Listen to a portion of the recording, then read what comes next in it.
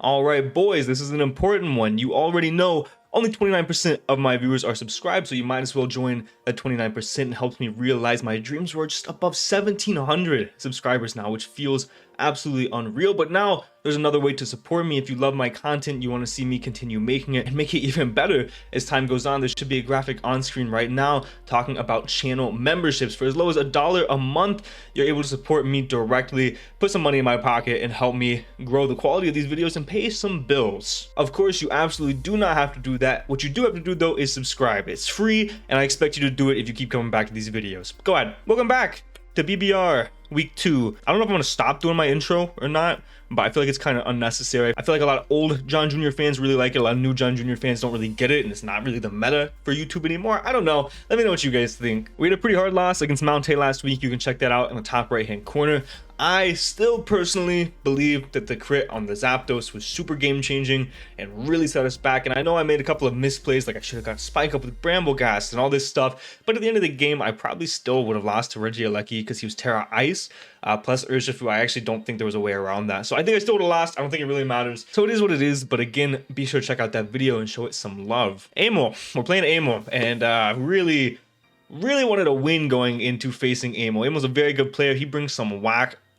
How deep are we in the video? Whack shit. He brings some whack shit, and you can't really guess what Amo's gonna bring. And he has a really weird team. It's not a good team, it's not a bad team, it's a good team for Amo standards, and he made almost finals last season with 27 points left or something, and he has only 9 this season. So we're making progress. He has an actual team. Amo's weird ass team consists of Spectrier, who I think is fantastic. Ting Lu, Spectrier plus Ting Lu, I'm a sucker for. I think those two mons in conjunction with one another are fantastic. There's also Screamtail, Galarian Zapdos, Volcanion, Galarian Moltres, which is Terra Poison and Terra Steel, Glastrier, Cyclizar, Ampharos, Sawsbuck, and Galarian Articuno. So he has 3 Galarian birds, he has the 2 horses, and he has some random mismatch of different Pokemon that fill certain roles. Most of his roles are actually covered. He doesn't have a Steel type, and he doesn't have a grounded poison other than Galarian Moltres. With those facts still being there, Amo has a pretty damn good matchup, all things considered. We don't have a normal type in a Spectrier, which is not good. Our removal sucks in a Ting Lu,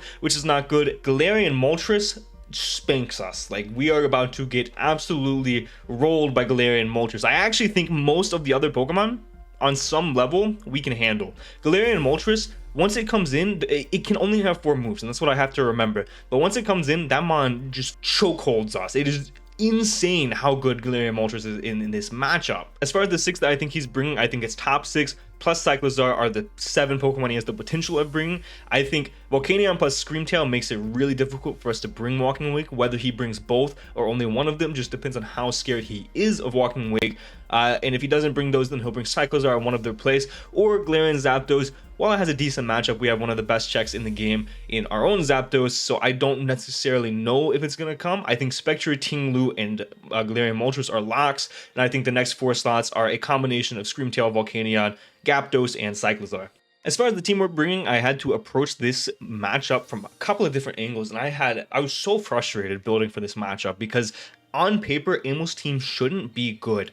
But it is, at least into this matchup. Amo's team is super good. He has the right checks for the right Pokemon. He has the right checks for Walking Wake. He doesn't really lose to Annihilape immediately. He has good checks for Zapdos. He has hazards into my very little hazard control. It's a very difficult matchup when you look at it from the broad standpoint of things. And I ultimately got it down to where I had 7 Pokemon. And I liked all 7 of them, and I had to make a hard cut. And no matter what, we were missing a role. We were missing some sort of a role. And I'll talk about it at the end, what the role that we're missing is. But the first Pokemon that I decided, no matter which direction we went with this team, we were starting with Spanky, the Annihilape. This mon was very important. It's our only real win con in the matchup, as you'll see in a whole lot of different matchups. But if he doesn't bring Cyclizar, we are mono Rage Fist, so we're in a really good position with that. Otherwise, our team is kind of built to stop Cyclizar. Cyclizar, it doesn't do very good into this specific team that we've built, unless he's like a Shift Gear set, I suppose, but then we have a potential Grimmsnarl, so I don't really see him bringing that. And we're going to be Terra Water this week. We were Terra Fairy, Fire, one of the Fs. We were Terra Not Water last week, and I think Terra Water does pretty good into this matchup. It just makes us eat a lot of hits. Fairy is really cool, but we're still weak to Brave Bird from Zapdos. Not weak to, but we still get heavily damaged by Brave Bird from Zapdos. and water allows us to resist the Volcanion, was kind of the main purpose here. Fairy would have been cool. It would have allowed us to live hits from the Moltres, but the ultimate deciding factor was both of the Moltres' Terra types beat Fairy. So I didn't want to be any weaker to the Moltres than we had to be. And we're just a simple bulk up, Rest Talk, Rage Fist set. And we are Defiant. We're not Vital Spirit. I am not making that mistake. And we have the leftovers for longevity. I debated on heavy duty boots, but I ultimately decided because we are going to have some form of a spinner, I'm not going to spoil who, we are going to be leftovers because I really like the longevity in this matchup. As far as our EVs go, we're 56 HP, 44 attack, 68 defense, 240 with a careful nature in Spadef, and then 100 speed. We can take 3 max modest fiery wraths from a Galarian Moltres with our special defense, and we can live a choice banded move from the Galarian Zapdos. We can outspeed a max modest Volcanion, which includes a lot of things speed creeping our standard Zapdos if it is no speed, and then we went the rest into attack. So again, we're gonna have to get set up in some fashion, whether it be our Rage Fist being stacked or getting some bulk ups off to get this boy in a prime position to win the game. If there's no Galarian Zapdos, we really don't have to super focus on the bulk ups. Bulk ups are nice, bulk ups are there. And one big thing we have to keep in mind with this Annihilape, again, last week we had Encore potential on the Tinkaton, and now we have Encore potential on the Screamtail, and I think Encore does really well into Screamtail here. I think it's just so fast, outspeeds everything, and can pretty much choose what move we click on a lot of Pokemon. And because that mon is so annoying, I am very scared and I have to keep that in mind. But otherwise, I think this Annihilape, we can get in a position to win with the rest of the team. And I started with this, and then the rest of the team is around getting this Pokemon into that position to win the game. The next Pokemon was a no-brainer for me. We had one Zapdos check on the team. Whether or not he brings it is to be seen, but we needed Zapdos on the team. I really thought about being pressure, but I ultimately decided to go static because I think if he brings Zapdos, he has to be protective paths. There's no way around it. So I ultimately decided on static just in case he's not. And I really debated going between Rocky Helmet and Heavy Duty Boots, but when there's a Ting Lu staring you down, man, it really intimidates you, and you ultimately decide to go Heavy Duty Boots just to not take that extra 25% when necessary. We are Roost, U-Turn, Discharge, and Eerie Impulse, and I'm gonna go ahead and spoil it. On one of our Toxic Spikers, we have Toxic Spikes this week. Discharge is here specifically for the Galarian Moltres. Whether he is a Terra Poison, Steel, or remains to be flying, he actually cannot be poisoned with the Toxic Spikes. So I want to Discharge to try to paralyze that Pokemon, slow that Pokemon down in some fashion. I don't know what he's going to be. I don't know if he's going to be Rest Talk, Nasty Plot, Fiery Wrath. I don't know if he's going to be Fiery Wrath, Terra Blast, with a Double Dance. There's a whole lot of options for that Pokemon, but whatever it is, I would prefer him to be paralyzed. And then we're Eerie Impulse, and for those of you that don't know what this move does, it is -2 special attack. So if he may not be Nasty Plot on the Galarian Moltres, this Zapdos beats it guaranteed. If he is Nasty Plot, then we can potentially beat him with the combination of Discharge plus Eerie Impulse. The Zapdos is the immediate answer to the Galarian Moltres. Is it a great long-term answer? Potentially not, but I guess we'll find out. We have 248 HP, 8 defense, 72 special attack, 4 special defense, and 176 speed timid. We can outspeed the Galarian Moltres, which I feel like is very important if he is a no agility Nasty Plot set. That is going to be super important. We can take 2 banded Zapdos close combats, and then we put the rest into special attack. Our next Pokemon is our only answer for Spectrier. Much like we're bringing Zapdos as our only answer to Zapdos, we only have Grimmsnarl for the Spectrier, and it's a decent enough check, but it doesn't do super great into the matchup. We are just going to be a max, especially defensive Grimmsnarl with Thunder Wave, Light Screen, Spirit Break, and Crunch. Light Screen can make a lot of things easier on this team, specifically, obviously, the Annihilape setting up on things like the Moltres and even the Spectrier. Thunder Wave can slow down things like the Spectrier or even the Zapdos, just in case those Pokemon are boots, because we are playing with a Toxic Hazard stack type beat with this team. And then we are Dual Stabs because Spirit Break allows us to potentially beat a Moltres through the Light Screen. Probably not, but it allows us to at least not let him continually set up to the end of time. Spirit Break, so we have a way to hit Ting Lu, and then Crunch, obviously, to potentially break a sub from the Spectrier, because we can't do it with just Spirit Break. Otherwise, I would have went last move Reflect on top of Light Screen, and I would have probably went Light Clay. We are leftovers, and that is to have some form of longevity into Spectrier. And this Pokemon's only purpose this week is just to keep the Spectrier in check, and maybe even throw a paralysis on the Galarian Moltres if it pops its Terra. Our next Pokemon is going to be primarily a breaker, but a secondary win con, and a Pokemon that I bet a lot of you guys did not expect to see brought at all this season, and that's going to be Weavile. We're going to be a really interesting set here: Swords Dance, Ice Shard, Ice Spinner, and Low Kick. We're Ice Spinner over Icicle Crash because the 5 extra power for the 15 accuracy in this specific matchup didn't change a whole lot of calcs. We're shard for decent priority on the Zapdos, the Spectrier, on the Cyclizar, on the Galarian Moltres non-Terra or Terra Poison. And then we're low kick to hit the Terra Steel Galarian Moltres, which Ice Spinner can hit Terra Poison, as well as Ting Lu. And it even does massive damage to the Volcanion, which is actually why we don't need to bring Night Slash this week. The Fall from Grace is immense. If this Pokemon just simply had knockoff in this matchup, we would be cooking. We have 32 HP, 168 attack adamant, 128 speed def, and 180 speed. And the speed is so low because I aggressively crept some Pokemon. We don't need to outspeed the Cyclizar because Ice Shard can't handle that. I don't think he's going to be max speed Screamtail for the Walking Wake. That wouldn't make a lot of sense because in Sun, your speed would then be boosted instead of your special defense. I made it to where we can outspeed a Screamtail, creeping our potential Zapdos. We can also take 2 Screamtail Dazzling Gleams or Spectrier Draining Kisses, and we could potentially set up on those Pokemon. Obviously, have to be wary of the Willow potential on the Spectrier. And honestly, Weavile has a pretty good matchup, man. Weavile can be in a position to where we could win the game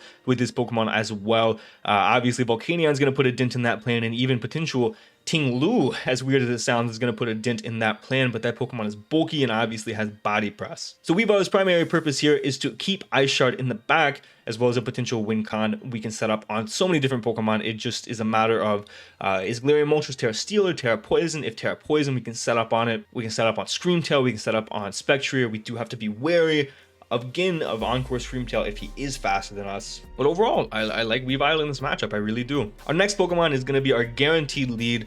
I'm just going to go ahead and say, guys, I'm bringing Brambleghast again, and I'm actually proud of it this week. This is a good Brambleghast matchup, and I really hate that I'm saying that out loud. We have Leech Seed, Spike, Shadow Sneak, and Rapid Spin. Rapid Spin is crucial into the Ting Lu. That's why we are Boots. Obviously, I don't think he's going to be a dark move in this matchup. If he is, then so be it. We can actually live 2 paybacks that we do not attack him on with our investment. Leech Seed is to be super annoying on things like the Cyclizar. We can also spin block on the Cyclizar, which is massive. Shadow Sneak, another great form of priority in this specific matchup, helps versus specifically the Spectrier. We do like half to that Pokemon. And Spikes are going to be crucial because this dude does not have a remover on the team if we ignore Cyclizar, which we obviously are going to because we are Brambleghast. We don't care about Cyclizar. We're Infiltrator over Wind Rider, not because I think screens are going to come, but because we don't really need Wind Rider. And then we are going to have 248 HP, 16 attack, 64 defense, and 180 special defense. And we have an Impish Nature on that. Like I said before, we can take 2 paybacks when we don't hit the Ting Lu. We can live 1 Galarian Moltres Fiery, and then we put the rest into attack. And Brambleghast, as much as I hate to say it, Brambleghast is unbearably important to this team, and one of the Pokemon that I did debate on cutting, but ultimately the Mono Rage Fist Annihilape plus a couple of other things made it to where I really felt like Brambleghast was crucial to wanting to win this matchup. And then lastly, I debated on either Quagsire to be a Spadef check to the Galarian Moltres, which didn't end up coming, or Galarian Slowking, who is coming. And we're a really cool set. We are Toxic Spikes, Trick Lagging Tail, Sludge Bomb, and Flamethrower, primarily a specially defensive Slowking, and that is to take a hit from the Galarian Moltres, because the whole game plan is to slow that Pokemon down. I don't think he's going to be sub. If he is, we are in a lot of danger, but then he has 1 less move slot, so I think we'll be okay ultimately. But Trick the Lagging Tail, even if we don't catch the Galarian Moltres and he switches out for some reason, we have a lot of Pokemon that we could trick this Lagging Tail onto. Even like Screamtail is going to be beneficial for some reason. If he wants to switch in Spectrier aggressively, that would obviously be great. But also, no Grounded Poison means T-Spikes are going to be up for the game unless he is Terra Poison on his Galarian Moltres, which is possible. The ultimate deciding factor on why I brought Slowking over Quagsire, because I think Quagsire Blanket just did better in the matchup, was because if we don't bring Slowking, we kind of lose to Screamtail, and we just didn't break it. We didn't break a Wish Screamtail, so I wanted to be able to break that. So Sludge Bomb plus the T-Spikes I think are also super important. And then we have Flamethrower if he is a Terra Steel Gmon. We have 248 HP, 4 defense, 12 special attack, and 244 speed def with a Calm Nature. We have just enough special attack to where certain calcs are changed. We put the remaining in defense. We have enough special defense to live 1 Galarian Moltres Fiery Wrath, and that is going to be the team, guys. It's primarily trying to win with Annihilape. We have Weavile as a secondary win con. We try to hazard stack, get hazards up early with Brambleghast to win the game potentially, depending on what Pokemon he brings. Bramble is here to block the Cyclizar, and I guess Slowking's a secondary check to the Volcanion. I don't love our matchup, but I think that with this team we can win. I stressed about this matchup a lot. I put a lot of time into this build, way more than I anticipated putting into a build against a 3 Galarian bird team, 2 horse team. So be sure to leave a like if you guys enjoyed it. It would mean the world, because like I said, I put a lot of time into this team. And don't forget, you can become a member today. Oh, and also check out Amo in the top right hand corner. He's almost to 1,000 subs. I'll be sure to make that more of a point in the actual match, but Amo's almost to 1,000 subs. Really close friend of mine. I would love it if we could get him there. But I think that's gonna do it here for me, guys. This is a pretty girthy team builder. That's not the word I should have used to describe it, huh? Thank you guys so much for watching, and for now, guys, this has been John Jr. signing off.